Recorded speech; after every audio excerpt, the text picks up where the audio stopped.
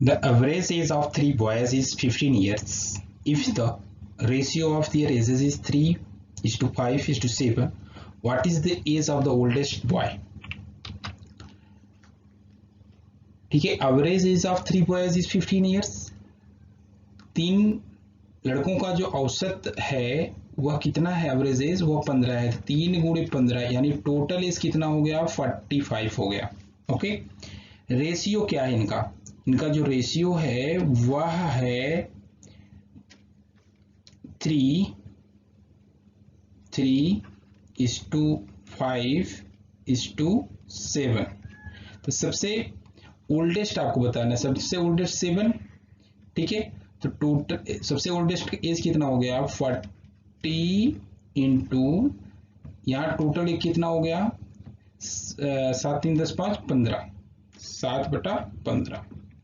Okay, तो 7/15, 15 3 45 हो गया, 7 3 21 हो गया, 7 3 21। तो सबसे ओल्डेस्ट जो लड़का है वो कितने साल का है, 21 वर्ष का है, 21 वर्ष का है। D is going to be right answer, D is going to be right answer.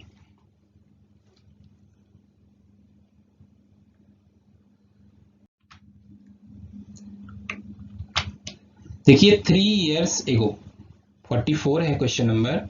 3 years ago the average age of a family of 5 members was 17 years.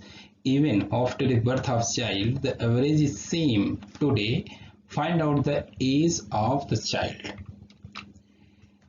3 वर्ष पहले, ठीक है, average age of family member of 5 members. देखो 3 वर्ष पहले जो है ना, 3 years एगो 5 फैमिली मेंबर का जो औसत था वो कितना था, 17 था। कितना था, 17 था। टोटल कितना हो गया, 85, यानी 17 × 5 85 वर्ष हो। 3 वर्ष पहले की बात है। अब देखिए वर्तमान में इनका क्या हुआ, प्रेजेंट एज अगर पूछा जाए, प्रेजेंट एज अगर पूछी जाए टोटल तो कितना हो जाएगा। 3 वर्ष पहले 5 मेंबर थे तो टोटल 5 3 15, 85 + 15 कितना हो गया, 100 ईयर्स हो गया वर्तमान एज। अब चूंकि जब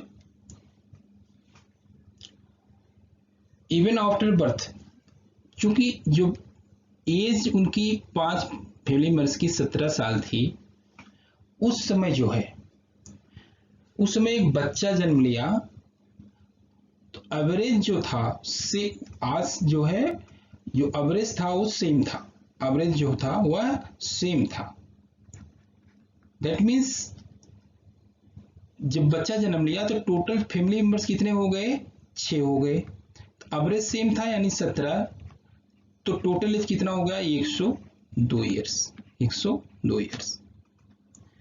अब यहाँ अकॉर्डिंग टू क्वेश्चन आप निकाले प्रेजेंट एज कितना है, 100 वर्ष। क्योंकि ये 3 वर्ष पहले 85 वर्ष था, वर्तमान में कितना हुआ, 100 वर्ष।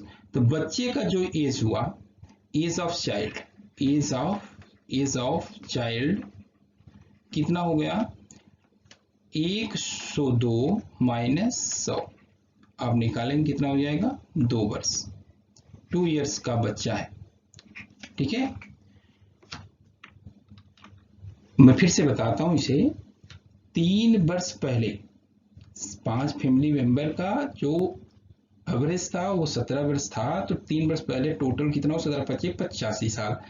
अब चूंकि 3 वर्ष पहले 5 फैमिली मेंबर का ए है एज, वर्तमान एज क्या हो गया, 5 3 15 हो और 85 यानी कि 100 वर्ष हो गया वर्तमान एज। ठीक है, उसी दौरान एक बच्चा जन्म लेता है तो एवरेज सेम है, तो फैमिली मेंबर 6 हो गया, 6 × 17 कितना हो गया, 17 6 का 102 वर्ष। टोटल एज कितना हो गया, 102 वर्ष हो गया। तो बच्चे की एज कितनी है, बच्चे की एज कितनी है, वह है 102 - 100 यानी कि 2 साल का बच्चा है। ठीक है, जब एज जो है उसकी एवरेज एज समान है, ठीक है, उस सिचुएशन में जब बच्चा कितने साल का है, बच्चा 2 साल का है। आपका जो आंसर हुआ वो हुआ D is going to be right answer.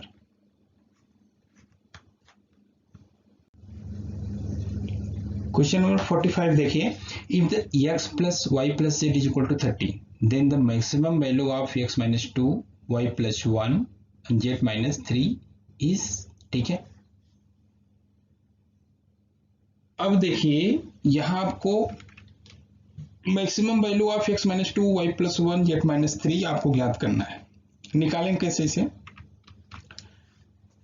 यहां जो एक हिसाब से देखिए 3 नंबर दिए गए हैं, x minus 2, y minus plus 1 और z माइनस 3, ये 3 नंबर है, ठीक है, a b और c।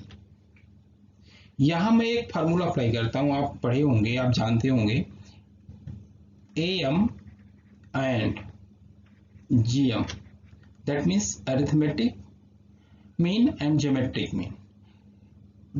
आप पढ़े होंगे दो संख्याओं के बीच, जैसे मैं मान लेता हूं एक संख्या a है, एक संख्या b है, a एंड b दो संख्या है, और मैं आपसे पूछूं कि अरिथमेटिक प्रोग्रेशन, जो अरिथमेटिक मीन और ज्योमेट्रिक मीन है, इसके बीच रिलेशन क्या होगा? तो अरिथमेटिक मीन जो होगा am होगा, वह क्या होगा? a प्लस b अपान 2 होगा, और जो ज्योमेट्रिक मीन होगा gm, वह क्या होगा? Root under root a b होगा, ठीक है। और जो इसमें रिलेशन होगा वह क्या होगा? am is always greater than or equal to gm। मैं यहाँ आप वैल्यू लेकर देख सकते हैं, मैं मान लेता हूं अगर ये बराबर मैं 3 लेता हूं, ये बराबर, मैं यहाँ एक एग्जांपल के तौर पे मैं ले रहा हूं, आप समझ जाएंगे। फिर उसके बाद मैं ये मान लेता हूं a बराबर मैं 3 लिया, और यहाँ b बराबर मैं 27 लिया, ठीक है। तो कितना हो गया? अरे am कितना हो जाएगा?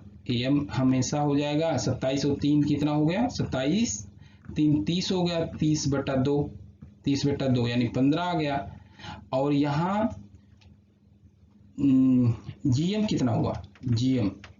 gm कितना हुआ? अंडर रूट 27 गुणे 3, 27 गुणे 3 कितना होगा? 81 होगा। इसका वर्गमूल में लिया कितना हो गया? 9 हो गया।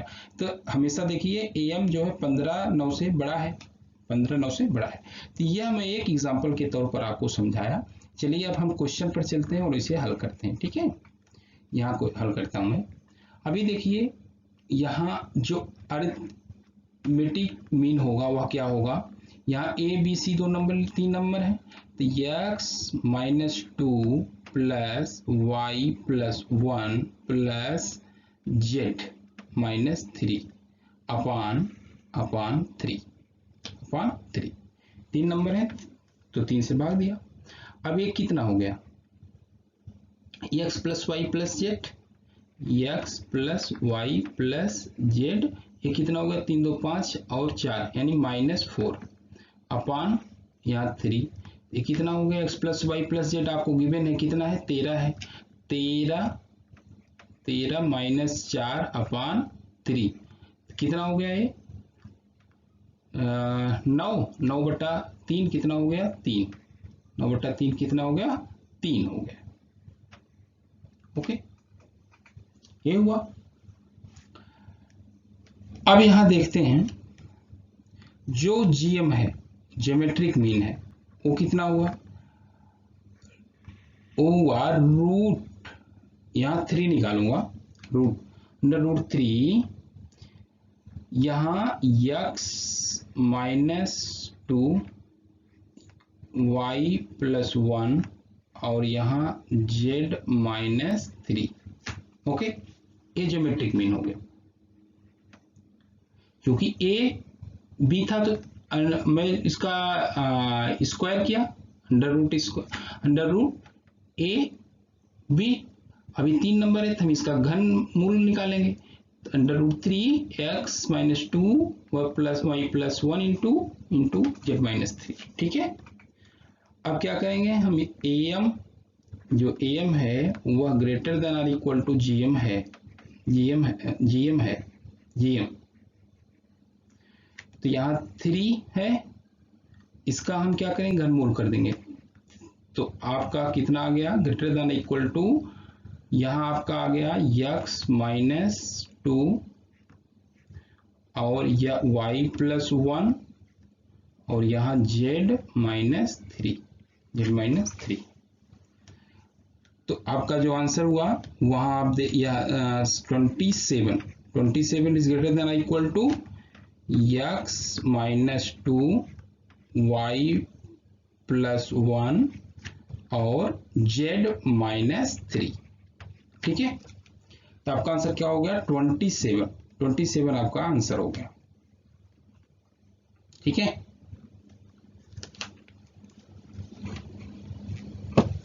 ट्वेंटी सेवन आपका आंसर हो गया। मैं आपको इसे फिर से एक बार समझाता हूं। अरिथमेटिक मीन जो है कितना आया, x minus z plus y plus 1 plus z minus 3 upon 3 हो गया, इसे निकालिए यहाँ 3। और ज्योमेट्रिक मीन कितना आया 3 root x minus 2 into y plus 1 into z minus 3। अब देखिए मैं क्या किया यहाँ मैं इसका दोनों पक्ष का, क्योंकि मैं जो ज्ञात किया हूं मुझे मालूम है कि जो अरिथमेटिक मीन है वो always greater than equal to geometric mean. इसके तहत में क्या किया कि इसका गहन कर दिया, दोनों पक्ष का मैं क्यूब निकल दिया। 3 का क्यूब हो गया 27, ये ग्रेटर देन इक्वल टू कितना हो गया यहाँ, जब एक यहाँ रूट में था तभी रूट हट जाएगा। ठीक है, घन कर दिया तो x minus 2 y plus 1 z minus 3, यही हमें निकालना था।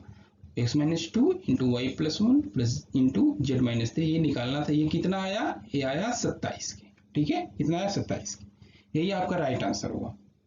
मुझे उम्मीद है आपको समझ में आया होगा। आप इसे एक बार प्रैक्टिस कीजिए, मैं आपको यहाँ एग्जाम्पल के तौर पर भी आपको बताया हूँ। ठीक है, thank you so for watching.